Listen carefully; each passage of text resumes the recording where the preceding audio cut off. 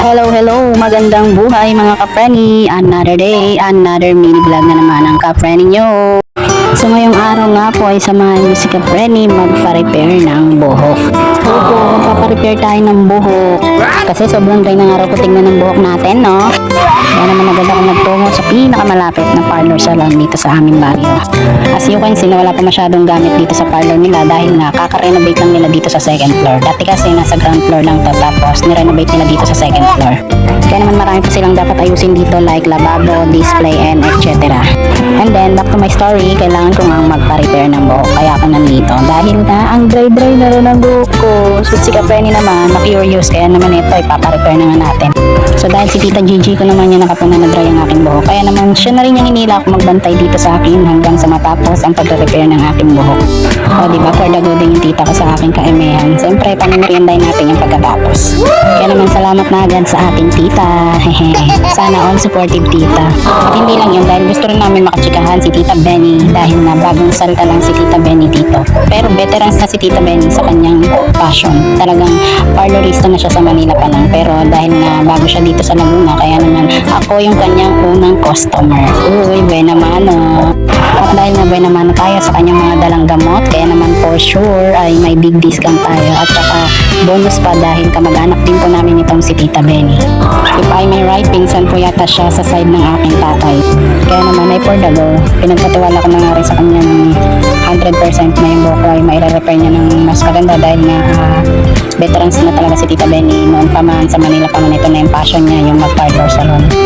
So ito na nga, dahil alam naman natin na mahaba-habang proseso yung pagre-repair ng buhok, kaya naman talagang hinatak si Tita Gigi para may katsikahan tayo, ganun, para di tayo maboring dahil sa mga oras na ito ay kakaligo ko lang at ako'y inaantok. So ayan, after kong maligo ay eto, nagpa-retouch. Sa totoo lang, hindi pa naman kasi talaga namin pagplanuhan na ngayon magpa-repair. Ang plano lang namin ay bisitahin naman si Tita Bench dahil nga para di siya maboard dahil bago nga lang siya dito at para matsikahan kahit papano ganun. May pakilala yung lugar dito. Pero ang nangyari nga ay para di masayang yung oras namin is ngayong araw na rin na ito ay ginawa niya na yung buhok ko. Yun, so habang ginagawa ng buhok ko ay kasagsagan kami nagkwentuhan ng sarap-saring mga kwento, gano'n, kung ano-ano lang. Para na lang din hindi kami maboring. So, ayun, kinukulay niya na nga po dyan ng step by step yung aking makakahigla sa buhok. So, ang pinagawa natin kay Tita Bench ay kulayan niya ng lahat ng itong buhok ko dahil nga last 4 months ago, nag-DIY ako ng buhok, sariling kulay lang. Yung nabibili lang dyan sa tabi-tabi na medyo mura, 120 lang ang isang box. Tapos, ako nga lang din nagkulay. So, hindi siya kumasya bitin sa buhok ko. So, dating black, ginawa kong golden brown. Ngayon naman yung golden brown, ginawa niya ng ash brown. Yan. At saka, kinaganda pagka sa parlor salon ka na nagtungo, may ibang gagawa is talagang malalagyan lahat. Hindi kagaya ng pagsarili lang, hirap na hirap ka na nga. So kung ano lang yung malagyan mo, yun lang. Hindi kagaya na ito, tignan nyo naman. Talagang inaano niya yung lagay, hinahagod ng paulit-ulit, tapos ayan, step by step sa buhok mo para talaga lahat nalalagyan, ganon. Ang advantage lang kasi kapag DIY is tipid, tapos ayun, do it yourself na kumpara sa magpapasalon ka, kagaya ng ganito is sila yung gagawa, medyo pricey nga lang, pero depende naman yan sa pag-uusap nyo, lalo nga kamag-anak, syempre may discount tayo dyan, di ba Tita Benny? Hehe, charis, pero hindi pa naman natin sinasabi, for sure big discount yan, si Tita Benny pa ba, malakas tayo dyan eh. So sa mga oras nga na ito na pagtsikahan, kahit ngayong araw lang o ngayong oras lang namin siya nakatsikahan, so ayun, ang dami na namin na pagkwentuhan, mga ganun, ganap-ganap sa buhay, kung ano-ano pa man, ganyan, mga payo-payo na bilang baguhan sa pagiging ina or sila na mga matatagal ng sinubok ng mundo dito sa mundong ibabaw. Yun, makikinig lang tayo para kahit pa paano may natututunan, di ba? So accept natin yung mga bagay na magaganda, positive, mga payo nila. At yung syempre yung mga hindi naman na dapat, tapos na lang yung sa kabilang tayo. Ganun lang ang life. So pakisama mo ang bawat isa kahit sino, pero hindi lahat pagkakatiwalaan mo. Pwede mong pakinggan pero hindi lahat pagkakatiwalaan mo, ganun. So yan, dito nga is nababalot na halos lahat yung aking buhok at patapos na nga. Then yung sobra nga is pinilagay na lang ni Tita Benny dito sa buhok ni Tita Gigi dahil na marami na daw siyang white hair sa unahan or uban kung tawagin. So ayan, maghihintay tayong kumapit yung gamot, siguro mga 45 minutes or 1 hour para talagang kumapit yung gamot, di ba? So, ayan, yung tira, dyan na lang nilagay para di na rin masayang kasi wala naman ng pagkakanitan din eh. At sabi niya nga rin, kaya ginusto niya ako bantayan dito para mapagmasdan niya yung paggawa ni Tita Benny, gano'n. Tapos para maobserbahan niya at sa susunod, sabi niya siya naman nga. So hihintayin niya lang muna magresulta dito sa buhok ko yung ginawa ni Tita Benny. So siyempre alam niya naman ang tao, what you see is to believe, gano'n. So ayan, binalik na nga po ni Tita Bench yung aking buhok dito para nga mas kumapit yung gamot, makulong. So ayan, maghihintay pa tayo dito ng mga 1 hour eksakto para for sure kumapit talaga yung gamot at mapix siya sa mga buhok ko. So ayan, nilinis na ni Tita Bench dito yung mga excess ng gamot sa likuran ko para malinis tingnan. At syempre, while waiting tayo dito is tuloy lang yung aming chikahan, ganun, kung ano-ano, sama-sama topic, ganyan. At ayun, fast forward na nga dahil tumagal na ng 1 hour itong buhok ko. Tapos ayan, tawag nito, fast forward tayo ay nagpabanlaw na ako ng buhok. So hindi na nga pala na-videohan yung pagbabanlaw ng aking buhok. Dito na tayo sa pagbablower ng aking buhok. Ayan.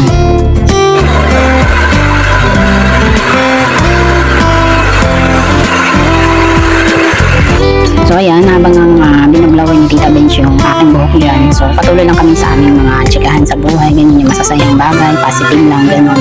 Dahil nga kung may stressin yung buhay mo sa mundo, masasayang. At saka no choice talaga, kailangan na yung magchikahan para hindi kami maboard dahil tataklo lang kami dito sa kanyang parlor shop. At saka parang hindi rin kami antukin. Nakapantok naman talagang gumalaw ng ganitong oras dahil nga kasagsagan ng alas 12 hanggang alas 3. So 3 hours yata kami nandito magkakasama dahil lang sa pagre-repair ng aking buhok.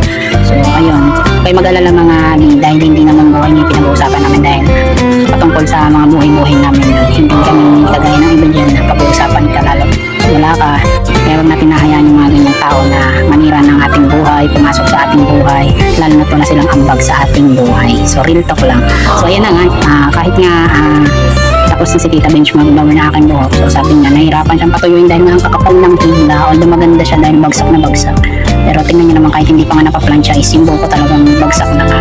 At ito na nga, start na si Tita Bench mag-plansya ng aking buhok. So bago niya nga pala sinimulan yan is syempre nilagyan niya muna ako dito ng takip ulit sa tenga para nga hindi mapaso ang ating tenga, di ba? So ayan, step by step na naman, layer by layer, sinimulan niya na dito sa likod at paunti-unti kukuha ng buhok. Tapos ayan, sabi nga rin ni Tita Gigi na gupit mo na rin tong mga split ends mo para mas maganda. Kaya naman binawasan din ni Tita Bench yung aking buhok yan. Although bagong gupit lang din talaga ako last 4 months ago yan. Is pinatanggal ko na nga rin niya para tawag na to, hindi na makita yung split ends, pinagupit ko na. So yan, hapdi na talaga ng mga mata ko dyan, sobrang antok na pero pinitigil ko lang. Tapos tawag na talaga ng ilong ko dahil nga sa gamot, kaya paulit-ulit talaga akong humahagod ng mga ko dyan. Tapos yun, tsikahan lang talaga ang tanging way para kami hindi ma-board. Tapos hanggang sa matapos na talaga ito mga bigyan nun. Wala naman tayong choice kundi magtsikahan. Ano bang gagawin natin dito? Hindi naman pwedeng matulog ako, baka lalong mahirapan si Tita Ben sa buhok ko, ganyan. Ayan, step by step nga pala is nilagyan niya na naman ng gamot. So ito na pala yung para sa gamot ng pagre-relax, para naman tama relax, di ba may riban, may relax. So relax lang yung pinagawa para naman tumagal ng 3 months o kumaingat ka, abutin ng 6 months bago ulit magpa-repair ng buhok. So ayan, ito na yung gamot na para ma-relax yung iyong buhok. Sa totoo lang, kapre, ayoko na rin sana magpa-repair ng buhok, lalo na masinuna ko talaga yung mga pangailangan ng anak ko, lalo na itong bunso ko na si Boss Liz, nagdibote na nga. So ito pa nga lang din yung anak ko na maagang naawat kasi yung panganay ko 4 years yun bago naawat sa breastfeeding, tapos yung pangalawa ko 1 year 10 months, tapos itong ang pangatlo ko is 11 months pa lang naawat na. Yun nga yung nagsimula na maiwan ko siya ng 10 days sa Manila dun sa kanyang tiyahin. So with the purpose naman kasi, kaya naman ngayon ay nagbobote siya. So ang gatas niya nga po pala ngayon ay yung Bear Brand yan, Bear Brand milk. So sa isang sachet ay isang timplahan yung swak takba kasi yung una tiningi-tingi ko lang, galing kasi siya sa Bear Brand Junior yung nasa Manila. So dahil na wala kami mautangan dito ng Bear Brand Junior that time, kaya naman Bear Brand. So nakasanayan niya na nga yung Bear Brand milk. So balik tayo sa hair repair ko, kaya na nga kung ako lang tatanungin is hindi ko na rin talaga kailangan magpa-relax ng buhok dahil nga sa sobrang init din ng panahon. Tapos nakasanayan ko na nga rin kasi magpuyod ng buhok, kaya masasayang lang, useless siya dahil nga mapupuyod mo. So maglulukot-lukot lang din, nagko-curl lang ganyan. So normally kasi yung mga ganyan nagpaparelax reband, ang kailangan dyan nakalugay ganyan. Pero wala na tayong magagawa, nangyari na yun, nagparelax ka na. So ang pinaka-advantage lang din ito is self-confidence na rin ganyan, dagdag na rin ng forma sa pagkatao mo ganyan. Di naman kailangan pumorma, syempre nanay na tayo, pero self-confidence, mabubus yung self-confidence mo lalo na semi-vlogger ka, semi-vlogging, content creator ka. So haharap ka sa camera, kahit na tayo palosyang-losyang sa bahay, syempre pagka may camera o lalabas, kailangan din natin humarap ng may dating or may ayos sa sarili, ganyan, yung nakasuklay, may simpleng makeup, simpleng pananamit, basta maayos ba, ganun. So ayan, balik na tayo dito sa video. So si Tita Benny nga pala is in-offer niya itong mga extra racket niya na pagbebenta ng silver na alahas. So baka daw magustuhan ko rin i-promote sa pagiging online seller ko. Syempre sa hindi magiging commission natin dyan, kaya naman for the go. Tapos dito nga after niya ulit akong malagay ng gamot sa relax, mabanlawan, tapos ito binoblower na ulit, ganyan. And then after i-blower, syempre another plancha na naman. Sobrang matagal talaga yung proseso. So ang sakit na nga ng ulo ko dyan at ng mata ko dahil sa gamot. Ang kati na rin ng ilong ko sobra dahil nga sa gamot na nalalanghap ko. Mabuti na nga lang at wala si Boss B sa mga araw na ito. Nandun pa siya nun sa Manila. Ito nga po pala kasi ay matagal na. So ngayon lang ako sinipang mag voice over o mag-edit dito sa video na to. Natenga na lang dito sa cellphone ko. So ito ay parang ito palang video na ito ay nung June 12 ka, Independence Day, holiday. Kaya naman na-stuck na dito sa aking gallery. Kung di ko pa naisipang burahin is hindi ko may edit. So July 5 na, napakatagal na rin. Kung di ko pa talaga naisipang burahin, hindi ito ma-edit, hindi ma-vlog or hindi ma-voice over. So ito na nga, binablawan na naman ako dito sa pangalawang pagkakataon ni Tita Benny. So syempre para nga matuloy yung aking mga hibla sa buhok bago i-plancha. So after na itong blower, yun nga, ipa-plancha naman tayo dyan ni Tita Benny. So ayan, napaka-kati talaga ng ilong ko at mata ko ang hapdi na sa gamot nga. Sabayan pa ng inaantok ka na pinipigilan mo. So ayan, pinaplansya na ulit ako dyan ni Tita Benny. Sobrang nalay na rin talaga ako sa position ko dyan. Para bang may stick neck ako tayo kung lumingon sa mga paligid-ligid, diba?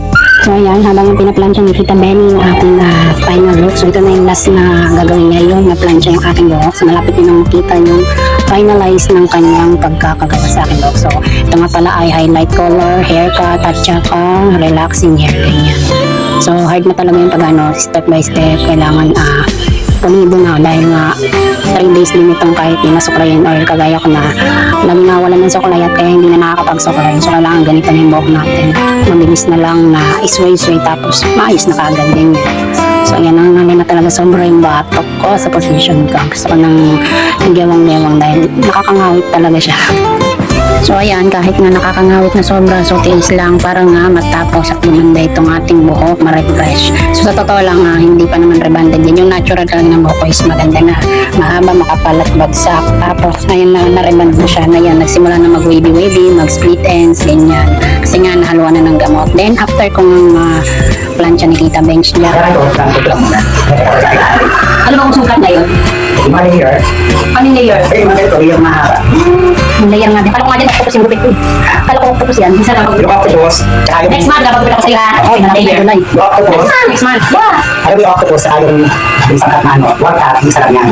Kung makarami naman, dapat meron talagang poster, no? Maday, hindi mo natin ang poster. Ay, yung poster kahit sino artista na yun. Eto na, sinimulan niya na rin akong gupitan. So, ayan, gugupitan niya yung mga tag nito. Split ends kung tawagin, yung mga pangit-pangit sa dulo ng buhok. Ayan, gugupitin niya lahat yon. Hindi na para baguhin yung hairstyle ko. So, yun na yun. Babawasan niya na lang lahat ng split ends dito. So, ayan, fast forward tayo dito is malapit nang matapos ni Tita Benny yung aking pagpaparepair ng buhok. So, new hairstyle na naman ng kapwa ninyo, new confident and new haircut, new hair color, and new restyle fashion. So, ayan, 2 to 3 days daw ito bago basahin, kaya naman. So, ayan, binawa niya lang ulit ko for the last minute, and then ito na. Makikita niyo na ang before and after. So, ayan, relax na yung aking buhok dyan. Napaka-fresh and shiny na naman. And this is it, from this to this. So, patapos na nga po tayo. Kaya naman salamat sa iyong panonood at pakikinig. So, ito na po ang aking final new hairstyle, new hair color, and new hair look. Charan! Thank you, thank you. Bye-bye. Please follow, like, share, and comment below. Babush!